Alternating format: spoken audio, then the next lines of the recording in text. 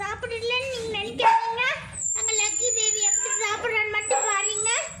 Chicken எடுத்து எப்படி சாப்பிட்றாங்க, சிக்கன் சூப்பு அது சாப்பாடு போட்டு பிரட்டி வச்சுக்கணும். அது என் தங்கமையில் எப்படி சாப்பிட்றான்னு பாருங்க.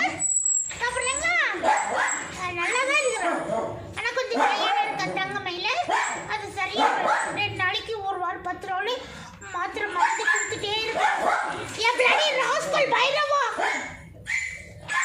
ராஸ்கல் பிள்ளைங்களுக்கு உடம்பு முடியல கத்தாதீங்க. பசங்க குட்டிலாம் எப்போ பாரு கத்திட்டே இருந்தா பாருங்க. எங்கள் தங்கமையில் எப்படி சாப்பிட்ற பார்த்தீங்களா?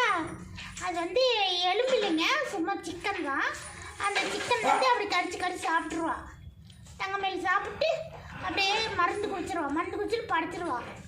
அவள் படுத்துட்டு எழுந்திரிச்சிடுவான். அவ்வளோதான் அவளோட இதேமா. நல்லா சிக்கன் தாங்க, வேறு ஒன்றும் இல்லைங்க. பயந்துக்கு வேணாம். சாப்பிட்றாருங்க பாருங்க ஃப்ரெண்ட்ஸ், நல்லா இருக்கிறா தங்கமையில்.